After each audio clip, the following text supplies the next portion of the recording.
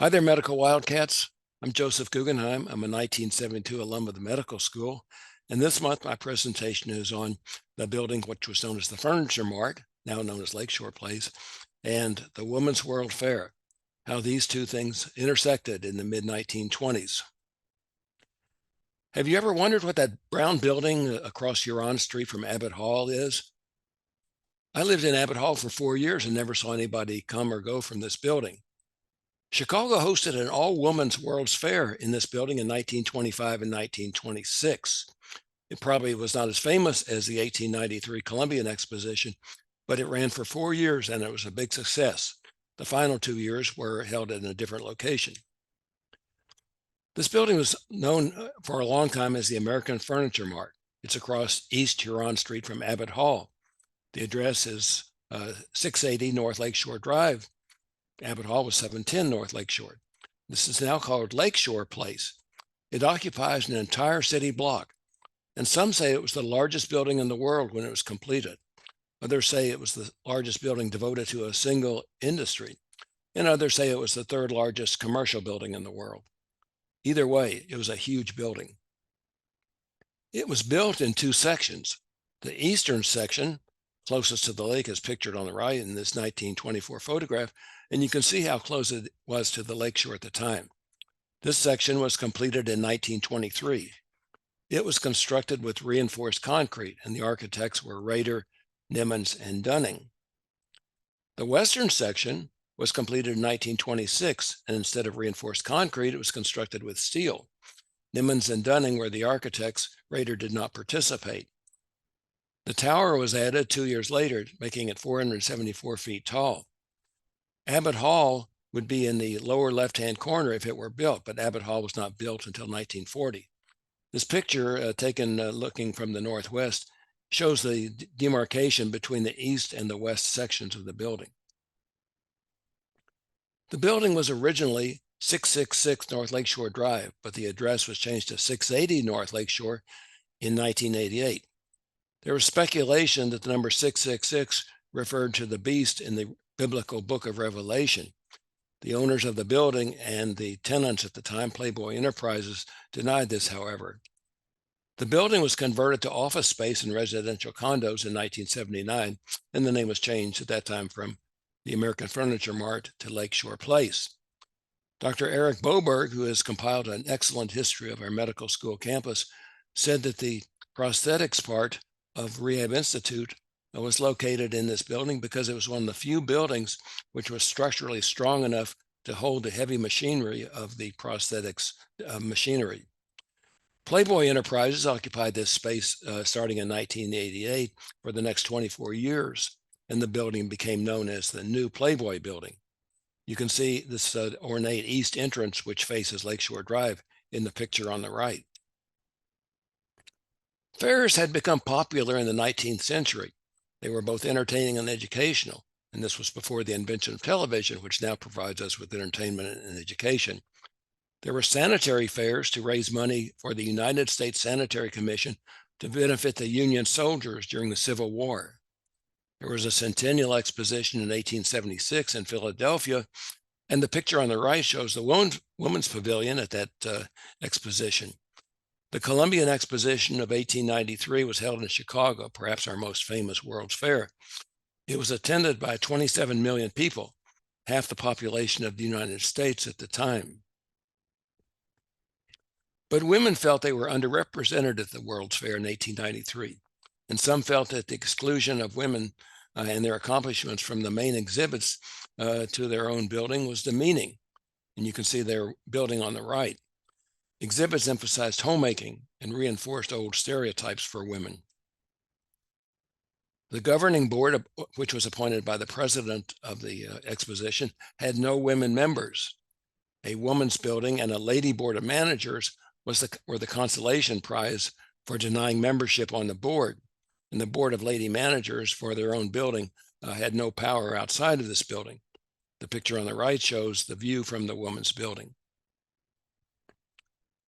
So what was the difference between 1893 and 1925? Well, 32 years had passed, and in that time there had become a new generation of civic leaders in Chicago. Bertha Palmer, the philanthropist, civic leader, and socialite, died in 1918. Women could now vote thanks to the 19th Amendment. The long wave depression, which began in 1873, right after the Great Fire of 1871, was now over. A world war had occurred, and the racial climate had changed a little. The fair would not only show what women had accomplished, but what they could do if they were given the opportunity. Now, in 1925, women made up more than 20% of the U.S. workforce, and college-educated women did not automatically turn to teaching any longer. Doris Stevens, who fought for women's suffrage, said that the next hill is to gain economic equality for women.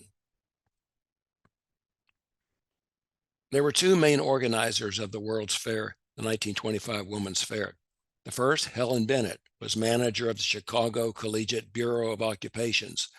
She said that women had accomplished more in the last 10 years than in all the centuries preceding, and they were doing important and useful, interesting work by the light of a candle that is under a bushel. And she wanted to highlight their accomplishments. She is shown in the picture as the standing lady on the right. The other main organizer of the fair was Ruth Hannah McCormick, who worked with Helen Bennett. Helen Bennett had been working on organizing a women's fair for more than 2 years. But when she teamed up with Ruth McCormick, they worked for 4 months, an amazingly short time for opening a fair, and got it underway. They had an advanced sale of 50,000 tickets and sold $60,000 worth of exhibit space. Mrs. McCormick had inherited her father's organizational skills and his money, and she joined Helen Bennett in planning and executing the fair. Businessmen told the women that they could not open the fair unless they had $10,000, which the men would provide. But Ms. McCormick and Ms. Bennett wanted to try to do it without the businessmen's money, and they were successful. Louise DeCoven Bowen was elected chairman. Ms. Bennett was managing director, and Ms. McCormick was the executive director. And the remainder of the board is shown on the right. The goal of the fair was to run a fair organized and run entirely by women and to highlight female achievements in the arts, commerce, industry, and finance. It would encourage women to seek employment in all occupations, including those that had traditionally gone to men. And the exhibits would show not only what women had accomplished, but what they could accomplish if they were given the opportunities. The fair opened on Saturday, April 18, 1925. And this was the 150th anniversary of Paul Revere's ride. Betty Turner Matthews rode a horse up Michigan Avenue to announce the Women's World's Fair is coming. And she called herself Paulette Revere. She dismounted in front of the American Exposition Palace, which was renamed the American Furniture Mart, and presented Ms. Louise Bowen with a message telling how far women had ridden since the good old days. There were many exhibits, colorful exhibits at the fair. The Moody Bible Institute had men and women dressed up in colorful garb from the countries where they had missionaries.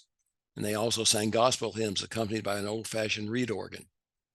The department store Marshall Field had women dressed up as characters from books written by women, Edith Wharton and Edna Ferber and others. There were brightly colored awnings over every booth. Women in caps and gowns introduced visitors to successful women in their fields of interest and also explained the various educational institutes, the colleges and universities where they came from. Ruth McCormick displayed her prize-winning Holstein cow for the benefit of city children who had never seen a cow. There were special events every day, a children's story hour, marionette shows, singing and dancing groups, lip reading, osteopath demonstrations, and demonstrations of flesh-reducing exercises for weight control. An all-female orchestra performed concerts. They had some noted speakers, Jane Addams from Hull House, Alice Hamilton in 1893 of the med school at Northwestern, who was on the faculty at Harvard Medical School, the first woman on the Harvard Medical School faculty. Judge Catherine Sellers, who was the only female federal judge in the United States, and Wyoming Governor Nellie Ross, the first female governor. The first year was organized so quickly that there were no foreign representatives. But the second year, 1926, there were representatives from 117 occupations and 7 countries. All 7 countries were European. One of the fair's highlights was an ice pitcher developed by a young black inventor, Lillian Tolbert. This device had a central core that held the ice, and it was removable, as shown in the picture on the right, but it held the ice in a closed chamber away from the liquid to keep the liquid cold. Tolbert said that the only man who had anything to do with this was the attorney in the patent office at Washington. The first fair in 1925 had a dual purpose: raising funds to help support the Women's Republican Party and displaying women's ideas, work, and products. The 8-day 1925 fair was attended by over 200,000 visitors and netted over $50,000. Because of its success, the fair was held annually through 1928. By 1926, men were becoming defensive. By 1927, speeches and editorials by men showed that they were concerned about the feminist aspect of the fair and the need for women to continue their responsibility in the home. The U.S. Vice President at the time, Charles Dawes, gave the closing remarks, and he made kind of a backhanded compliment by saying that the fact remains, however, that women alone can make a home. By 1927, the third annual fair, the fair had outgrown its Lakeshore Drive facility. The fairs in 1927 and 1928 were held at the Chicago Coliseum. And you can see in this floor plan of the Coliseum, there were many exhibits. In 1928, there were over 300 exhibits with 94 occupations and 9 foreign countries represented, all of them European. The final fair had over 300 booths. There were evening and afternoon musical programs, demonstrations on crafts, like how to make gifts from flour sacks. There were talks on health, savings, fashion, and finance, and there were sessions with fortune tellers. But the fair ceased in 1928, its final year. Ruth Hannah McCormick, one of the original founders of the fair, was elected to Congress. She later ran for Senate but lost. The fair board members did not want to compete with the 1933-34 Century of Progress fair in Chicago, but they offered to help in any way they could. There were fairs proposed in Switzerland and Fort Worth, Texas, but these were never held. The picture on the right shows the old Chicago Coliseum just south of the Loop at Wabash and 16th Street in this 1920 photograph. Well, what was the fair's legacy?